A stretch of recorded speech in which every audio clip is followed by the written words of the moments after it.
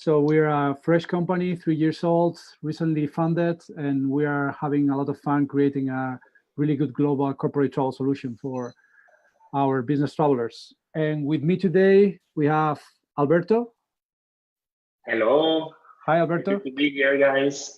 So I'm Alberto, and I'm a CTO at Badi, which is a Barcelona-based company, which I joined 2 years ago, and I built the tech team from the ground up. Cool. And also with us, we have also Pedro. So hi all. So my name is Pedro Torres. I'm an engineering director at Talkdesk. So Talkdesk, if you don't know, it's a cloud-based contact center solution. We have headquarters in San Francisco and offices in Porto, Lisbon, and Salt Lake City too. Just for everyone to have like an idea of the size of our engineering team. We consider ourselves an engineering company, so more than 50% of everyone at Talkdesk works on software engineering or helps build our product. So we have more than 100 engineers right now after 7 years that we were born. That's cool. That's cool. That's quite a decent size. Yeah, indeed. Okay. If it's okay for you guys, I will start by just summarizing the 3 questions I have in mind for today's session, just in case we have some time for start thinking about them using the background thread. So the first one that I want to propose is, how do you scale your teams without losing your essence? So our companies are different animals, and sometimes it's really complicated to grow a team without losing who we really are.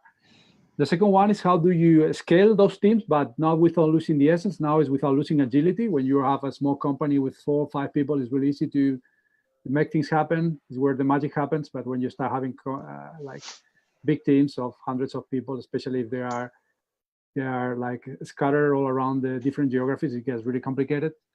And last but not least, my favorite is, what are the challenges that are keeping you up at night? So let's start by, for example, you, Alberto, with the first one, if it's okay for you. Oh, yeah, sure. How do you scale your team without losing who Badi really is?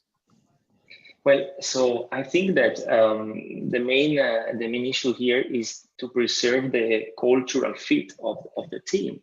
So I don't know you guys, but I started with junior developers. Now we are not 100, we are 15 and growing and counting, but still with the growth, we had new talent joining. So on the one hand, you wanted to preserve the existing talent, but on the other hand, talent that fits perfectly your team. What we do is a hiring process that is composed of 3 steps, and it's very simple. The first one is a kind of firewall, because it's a coding challenge. So the coding challenge allows us to understand whether the person can be a fit for the position, so we don't generate frustration with the onboarding on any of the 2 sides. So the person already knows more or less what to expect, what should be doing at the beginning. And at the same time, we also know that the person will be able to quickly grasp our code base and contribute actively. So that's the first part. And the second part is an interview where we don't really ask anything technical, but we just evaluate the fit in the team. We call it what you see is what you get. We explain everything, the good things, and then the things that can be improved. And the third part is what we call open day.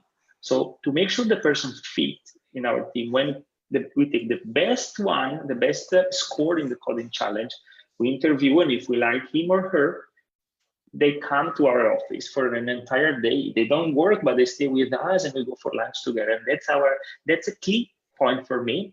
And I think it worked well so far. So I just think it's important to not hire people with a different mindset than the entire team. Even if they are more senior, for example, they should be humble enough to enter and not try to change everything from the beginning, but show their skills so that they can excite the others and lead the others. A real leader doesn't micromanage and doesn't have a huge ego, but is able to convince people by just getting his or her hands dirty.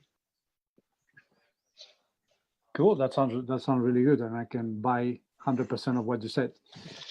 Okay, Pedro, anything else to add? It's really comprehensive, but I think you might be having some other clues for us. Yes, so definitely I'm with Alberto and obviously with you.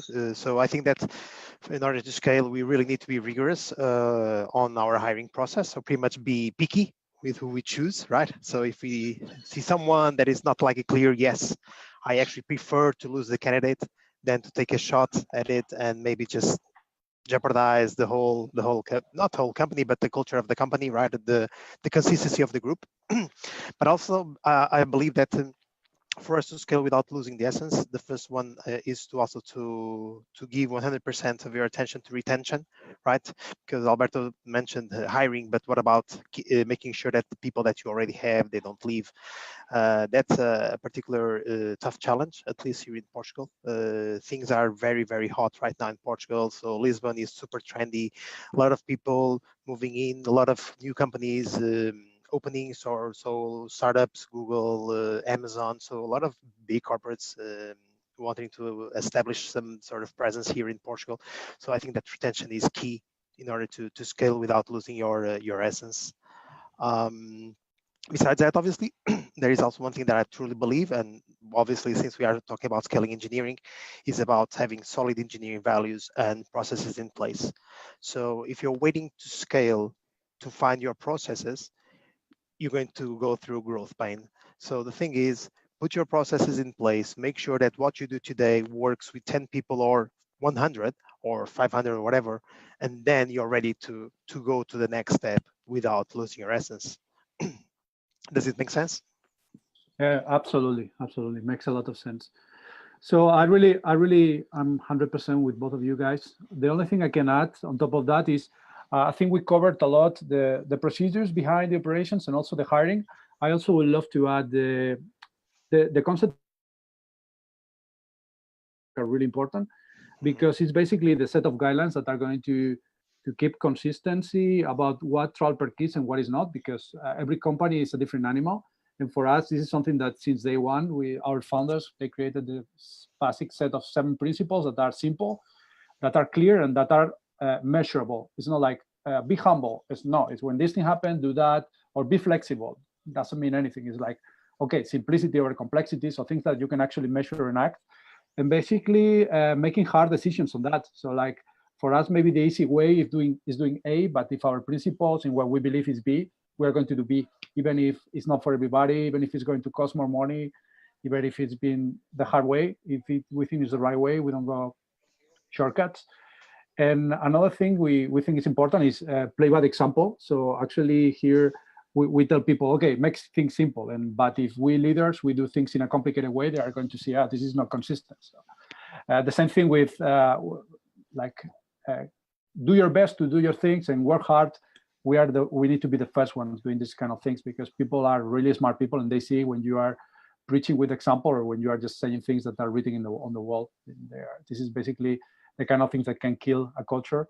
And for us, it's really important to live by the examples and to live by the values. Whatever your values are, you need to be consistent. Otherwise, you are just another company. Okay. I think it's quite complete for the first one.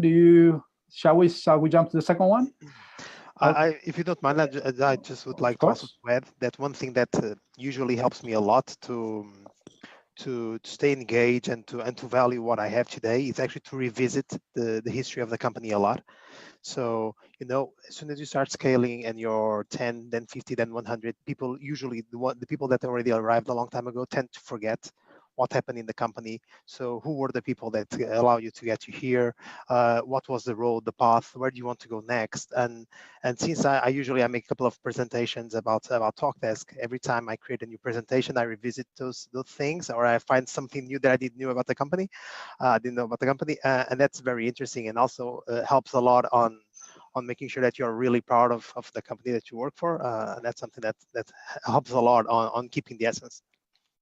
Yeah, in this regard, I do agree with Pedro, and I really think that we are also who we were. So for newcomers and people who enter the company in a later stage, it's very important to transmit this excitement, especially at the beginning when you don't really know where you are going.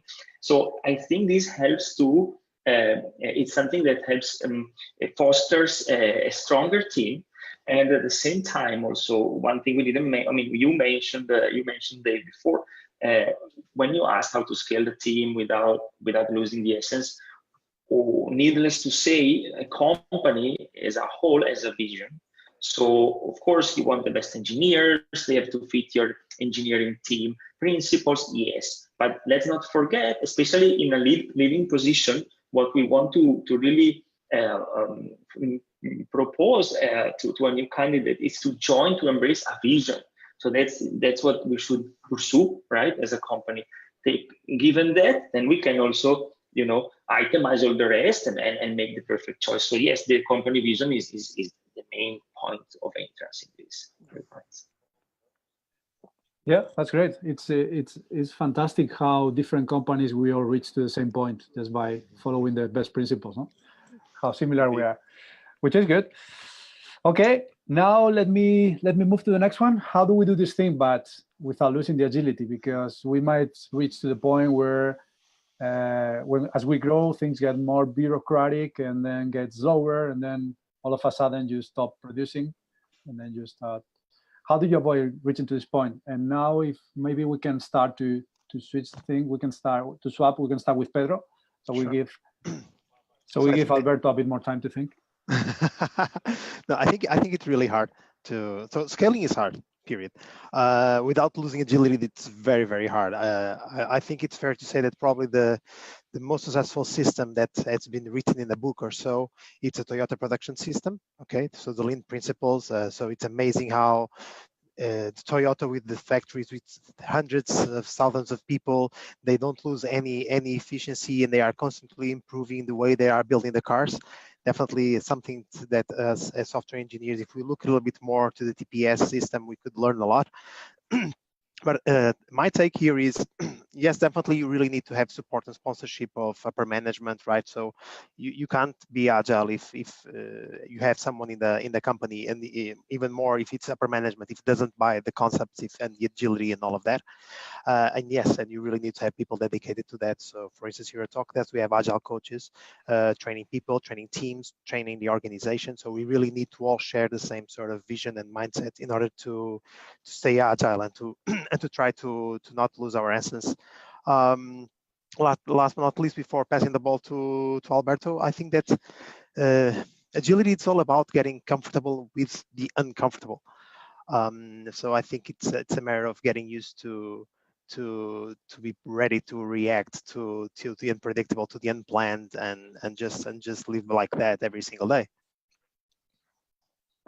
Yep, I agree with that. Alberto, anything to build on top of what Pedro said? Yeah. So I do agree. I think also we should eventually every company should embrace the agile paradigm, okay? Because it is known that it's more performant, but we have to believe that. The point is that the answer to your question of how do you scale your team without losing agility, I think that the real answer is you do lose agility for a short while. The point is, because at the beginning, if you are 2 or 3 engineers, you don't really need, at least in my opinion, to organize everything in sprint from the beginning. Maybe you would have an easier life after, but imagine you are looking for an investment, okay? And you're stressed and you need to execute faster. Maybe you're in 2 or in 3. Now we are 45 in the company, we need it. But when we were in 3, yes, we had a Trello, but we didn't really do any kind of follow any kind of agile paradigm. I'm not proud of that, but at the same time, that allowed us to be so quick in prototyping, and it's okay for a short while, a couple of months, right? Then when you grow, you understand that you really have to embrace agile paradigms. The only issue there, so Pedro was mentioning the upper management, yeah, I call them stakeholders, right? Investors, founders. The only issue there when you start without agile is that people get spoiled and they think that if there is an idea, you can execute it in a day or 2, which you can, but maybe it's a hot fix, right? Or it's something that's not meant to stay in the code base for long term. That's why you have to educate the entire company to embrace this kind of system. And sometimes it's the tech team that has to do so. So I just think, yes, eventually you embrace agile, but if you didn't start like that, you will end up with a loss of agility for a short amount of time. So you expect it, but then if you believe in the system, you will get a lot more performance. But I'm curious in this regards with Pedro, for example. Did you start like me? Okay, did you start a bit less organized to prioritize yes, quickness of execution, or you think we should start from day one with Jira, for example? No, so when Talkdesk started, we pretty much embraced the get stuff done, or the get shit done. Sorry for the live thing. I mean, yes, we just needed to make things happen, right? So almost like a very lean startup. You know, you just want to create, validate ideas, and just be as fast as you can. And pretty much you don't have any process at all at the very beginning, right? Because it will just pretty much be in the middle of the way. You really need to be practical at that point. But then obviously, as soon as you start scaling, you really need to have that in place, you know, just to avoid the growth pain. Because if and again, what works with 3 or 4 people will never work with 400 people. So when you start scaling and start to have a big or a very interesting dimension, or you actually have like the processes in place where you know exactly where everyone is, or you're going to run into trouble. But yes, at the very beginning, definitely. It's nice to know. No, absolutely. Yeah, I think all of us started in a similar fashion, and to me, this is like, if you allow me to make the comparison, it's like playing music. If you have a band with 4 musicians, it's easy.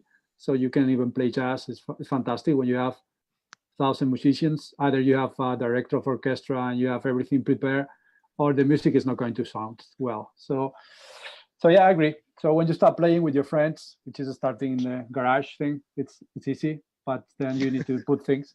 My only worry with this thing is you need to be careful about not being too formal, because to me the tools are just tools as long as they let you do your thing and they let you see your thing. I've seen in many different companies that I've been working that sometimes if you're not careful, the procedure is the end itself, and it's not seen as a tool, but it's seen it as an end. And I had the engineers like saying, oh, but wait, we need to do the stand-up, or we need to do this planning, and say, come on, guys, production is on fire. First thing, business needs to be there. Our clients need to be happy, and then we do the thing. This is a tool. It's not a goal that we need to please the Agile manifesto by itself. It's just a tool that is going to help us make our lives easier. It's not time by itself. So to me, I'm just thinking, procedures, but the procedures are different depending on the company. So you can get what you want, adapt it to who you are, and then make the best usage of it. Not because somebody said that you need to have retros every 2 weeks. If it doesn't work for you, don't do it. That's one. Another one that I'm seeing is sometimes when you have bigger teams like 200 plus, if you don't slice the problem in smaller slices, it's impossible. So if you have a tribe of 200 people, you can be the best manager in the world. Nothing is going to happen. So to me, it's like, get the problem, slice it in smaller problems, either tribes, squads, whatever, or functional teams, whatever works for you. To me, the tribes and the squads work really well in the past, and then empower them and give them autonomy to solve the problem, because it's impossible to coordinate a bunch of people, all of them like acting on the same thing. So like if you have like for example, in my past experiences, I was leading a couple of tribes at Skyscanner. So we had different tribes, one for flights, one for marketplace, one for hotels. And this thing was a very natural and a very good way of slicing a big project that is giving trouble to people into smaller problems. That is, I want to buy a flight, or I want to buy a hotel, that are completely different problems, sharing some parts. So then you have a platform tribe or whatever, but they are completely independent. They can have different life cycles, different deployments, different product roadmap, all these kind of things. Those things. And the last but not least, give people the ability to fail without punishment, because there's nothing worse than fear to fail. If you give them a safe place to experiment, that's one of the principles from Facebook I love a lot, like the move fast, break things. Now they change it and it's move fast, build things, which I don't think is cool enough. I prefer the previous one. I think it's really important when people don't feel like they're going to be like responsible of something bad if it was not actually their fault, if it was the procedure or the technology or the checks that allowed them to fail. To me, it's important not to repeat mistakes, but it's really important to make mistakes and to make them really fast so you can learn. Totally, I agree. You've touched a lot of very interesting subjects, Dave. So the first one about creativity, definitely. For instance, here at Talkdesk, what we do is every now and then we have a couple of hackathons. Okay, so for 2 days, people just build cool stuff and we present at the end and see what's happening. So that's something that we do, and usually it's amazing when you actually give room to people to create the amazing things that you can do. And obviously it's a hack, but in 2 days, it's mind blowing. Another thing that you mentioned and about scaling that I truly believe, so besides Spotify model that is also very mentioned, is the, I don't know if you had an opportunity to read Dan Pink's Drive book, which pretty much he says that what motivates teams is autonomy, mastery, and purpose. That's something that I really believe, and I try to do that every day at my job, because again, for us being a manager, it's not about telling everyone what to do, but making sure that you empower and you give the information for the teams to make decisions by themselves, okay? Because exactly like you said, I really don't care how good of a manager you are. 100 people are definitely going to outsmart you. So why don't just grab the information and probably the bird's eye view that you have because you're in a different perspective, and just make sure that you give the information to the people that really connect upon it. Yeah, but I mean, in the end, if you think about that, I mean, for example, my motto is trust and delegate. No, don't micromanage. Make sure you find people you trust, or make them like foster their professional skills so that you can trust them, and then it's up to them.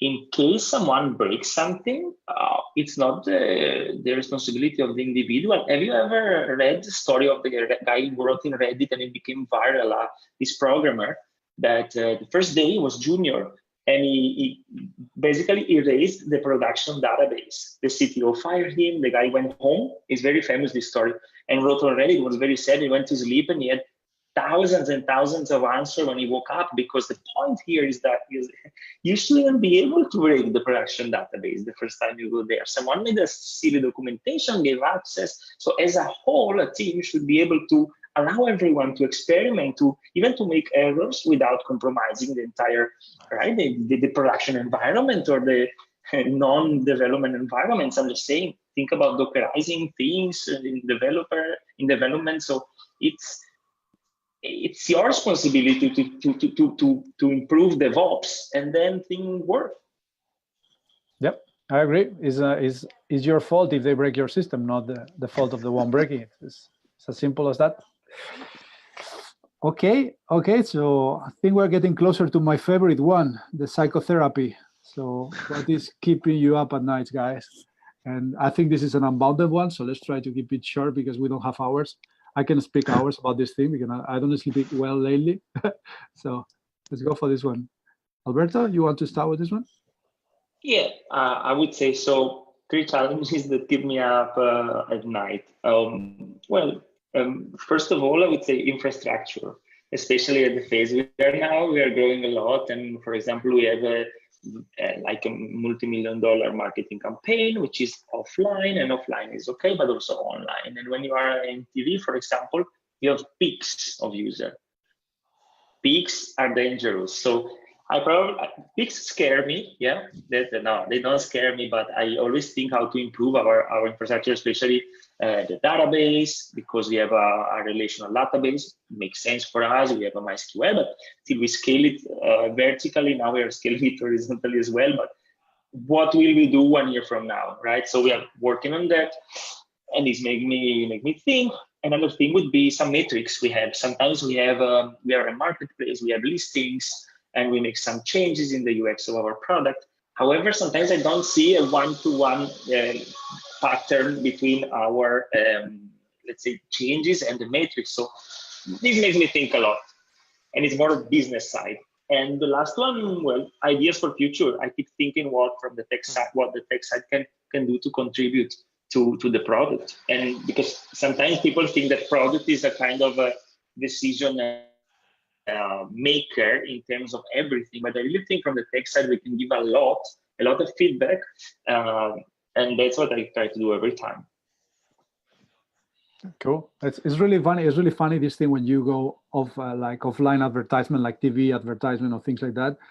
How strongly correlated this thing is with traffic. So in the past, I made a predictor of when our advertisement was live on TV just by seeing the peaks on the database. It was super funny. Yeah. But it's interesting. I mean, plus you can end up we could, as you said, we could talk hours. I mean, we even found we had a memory leak, which was due to low-level Ruby, like to Ruby, but we didn't know how to actually solve it, and it's not so easily solvable. I mean, so that's tricky. That's tricky. Yeah, you have to be on top of that. Yeah, that's cool. That's cool. What keeps you up at night, Pedro? So besides the issues that Alberto mentioned, because yes, sometime in the past, I remember all of those, infrastructure, never-ending story, issues with Ruby. I think that more recently, and looking into our current reality, I think the number one, or obviously not by priorities, but one that definitely stands out is the dependencies between teams. So as soon as you start to reach the 100 plus engineers, how do you make sure that you can make a single delivery without having like 3 or 4 teams, Sometimes I wonder, okay, so just to put the button on our front end application, okay, so how many teams do I really need to get involved to, I don't know, to pause a call? So we need to call the team A and the B and the C, and making sure that everybody gets that development done by date X, and then we can roll out that stuff. So that's something that is very, very tricky, and we keep exploring the best solutions here. So between horizontal teams, vertical teams, some sort of hybrid approach between some horizontal and some vertical teams. So that's definitely like a huge challenge, and it only gets worse, by the way. The more people you put, the more in trouble you are. Second issue here is obviously also very related with the first one, engineering effectiveness. Okay, so how don't you lose it? How can you stop losing effectiveness? How can you make sure that with the same people you can get more stuff done? Okay, so how you make sure that you have automation in place, new tools, new practices, right? Because again, if you have like a limited number of people doing their work, okay, so how can you make sure that you give them all that you can so they can go faster, okay? And when I say faster, it's not faster of working more hours, it's about working smarter and with tools that allow us to actually cover more ground quicker. The third one is about attracting the right talent and retaining the current one. Just like I said at the very beginning, right? So Portugal, it's right now, it's crazy. Companies opening constantly, tons of offers. So if I don't know about you, but I would risk to say that the average software engineer receives at least 1 or 2 contacts on LinkedIn per day. So it's really, really hard to make sure that we can actually keep the current talent, that people are happy, are satisfied, they feel rewarded, and that just gets really, really hard with at least here in Portugal. And there is also a very interesting side effect that, for instance, when Ireland and Dublin, they were like very trendy, I don't know, almost like 5 to 10 years ago, pretty much we saw everyone from Europe moving to Dublin, okay? So we saw Portuguese, we saw Spanish people moving into, Italian, Polish, and so on and so forth. But for instance, when we're talking about Portugal or even Spain, it's not so attractive, right? Because we have different salary levels and all of that.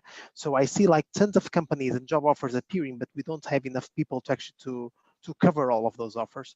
So I think that the fight for the right talent is something that that definitely worries me a lot. Yeah, I think we all share the same concerns. So probably we can create like support group or something, because I think our nightmares are quite similar. Yeah. So yeah, apart from hiring and retaining the proper people, one thing that worries me is how you don't become. One thing that I don't want to be is I don't want to be the typical tech company. There are those companies that are all exactly the same. You see them like ping pong tables, lactose-free milk, a barista, but in the end, there's no mission. The mission was forgotten. Why are we here? It was forgotten, and people just come because they have a draft beer and a good salary. So that's not the kind of company where I want to spend my time, honestly. And I want to. That's one of the things, like and the tiniest step can lead you there if you're not careful. So I'm trying to see all the signals, maybe being a bit paranoid. So we are a bit paranoid here, trying to basically stay being TravelPerk and not being just another big tech company that is just a different logo with different colors, but doing the same thing, treating people the same, like a sausage factory, like putting people here and getting product on the other side. And just by offering higher salaries or giving you more beers, or that's not the company I want to be in.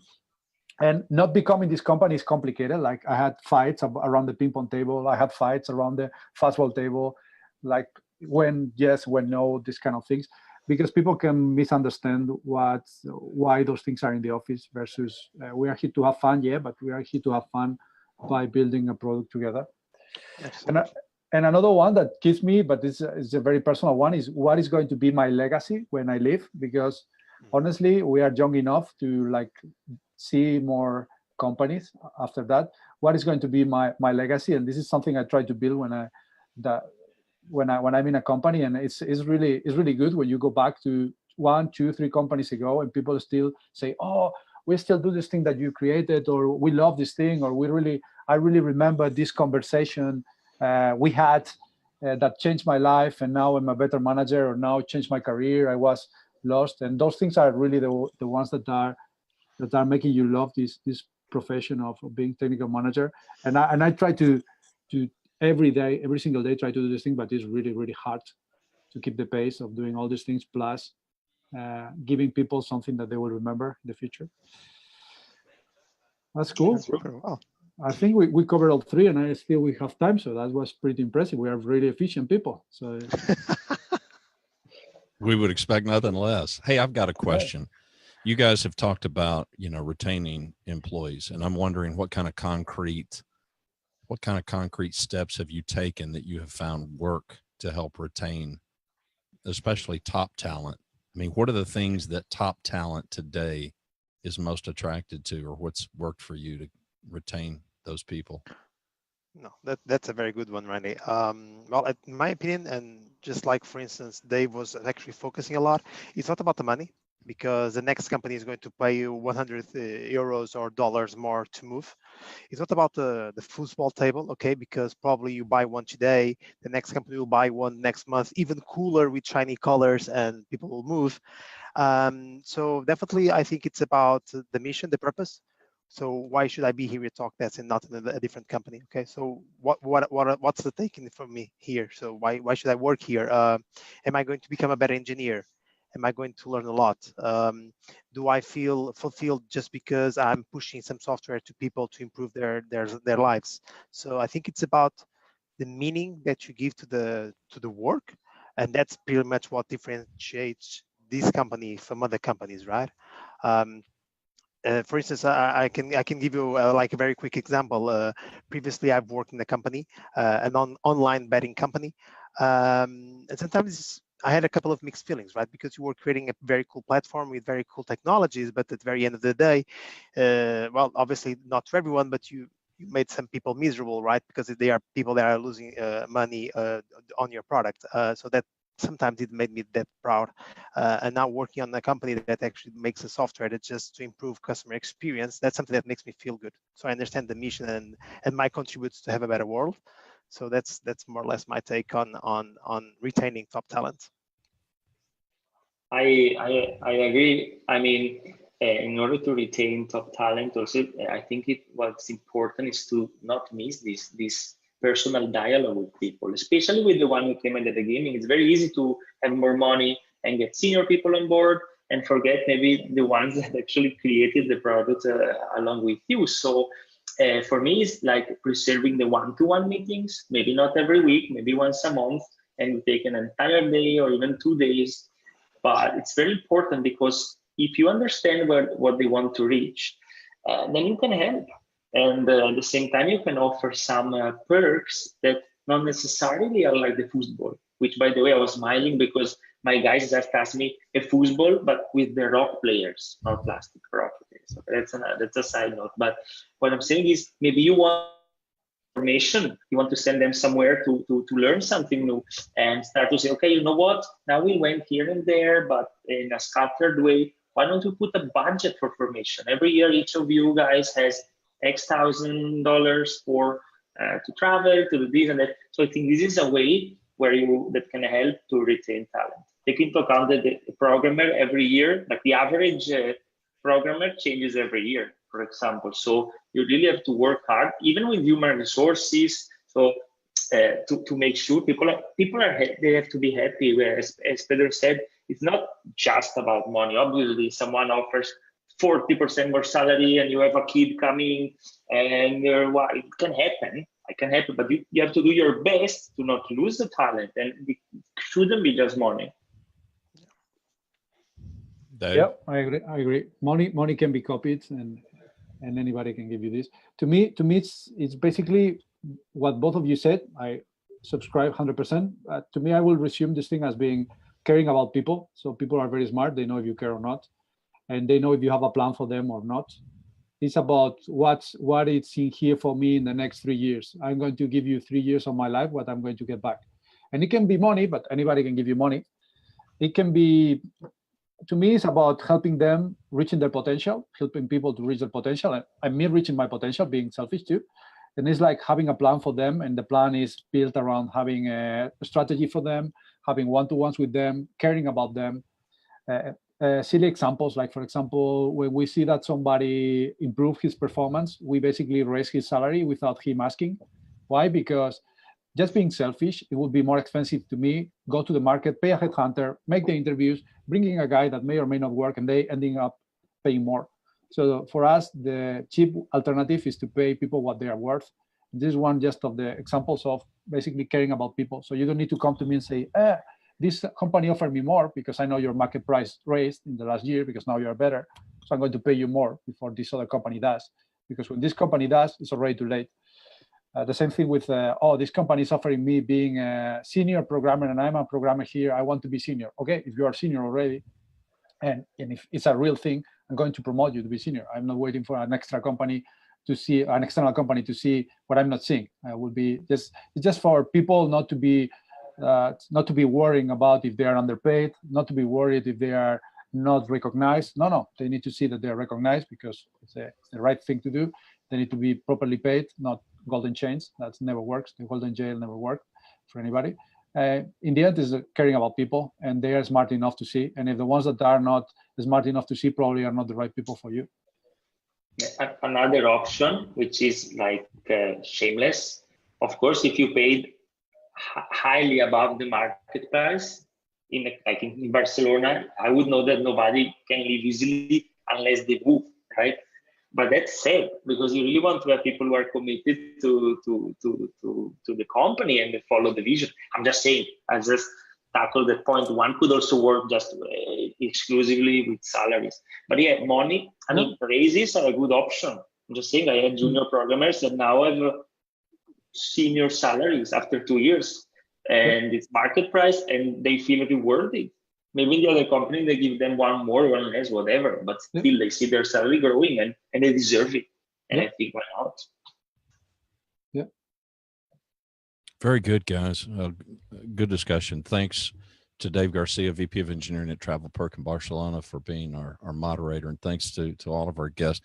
Clearly not a topic that we're going to exhaust in a single session, which is why every week we bring to you different topics about scaling, and I'm sure we'll have future shows about scaling engineering. We want to thank not only our panelists, but especially we want to thank the audience, especially those of you here live at Facebook. And if you can't catch it live, we get that. You can always, of course, catch the recorded version. Visit our page, ScaleUpAcademy.io, to learn more about us and what we do. And if you find these live shows valuable, and we hope you do, hit the like button, share today's show. You'll also see these guys, their names, and the companies that they represent in some of the links every week. So reach out, feel free to connect with these experts that we're bringing you. I'm your host, Randy Cantrell. Next week, we're going to bring you this topic of scaling up sales. So until then, everybody have a great week.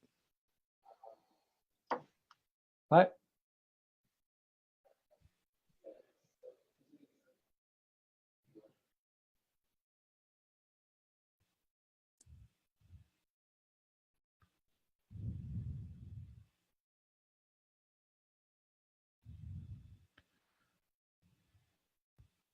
And now we're having a problem dismounting.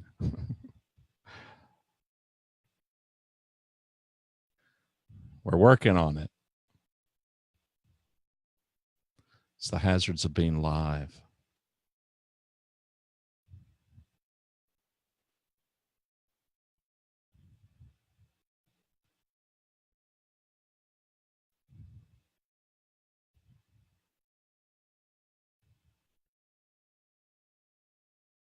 Well, we're still live, but you guys did great. It was a good conversation. We can talk more if we are still live. Yeah. Everybody did fine. Everybody did fine. We'll give people a behind the scenes. This is the banter away from the show is often. We should probably record this sometimes. People don't get this is called bonus content. This is special content for everybody at Facebook Live. DVD only. Yeah, they maybe get to see more of our personalities and the fun that we get to have before and after the show. Yeah, I have to tell Miguel. We'll have to do some. I agree. This session some should bonus, be a little bit more lengthy. Like 40 minutes. It's very short. Yeah, we were a little bit short today anyway, so it was okay. This will probably get cut off. This probably get cut off, but I do have a question. You guys, founders that were engineers, were your founders?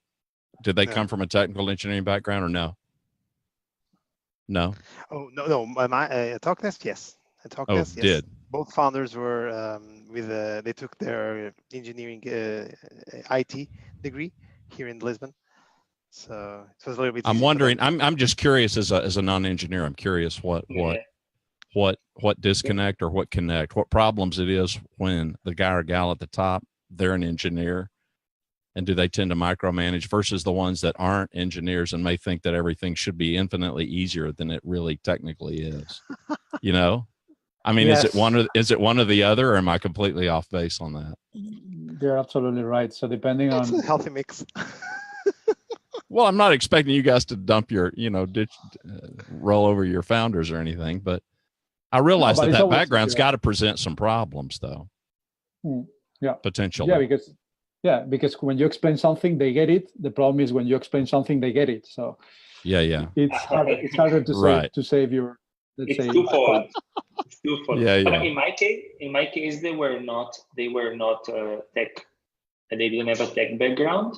So they did also a leap of faith with me. Right.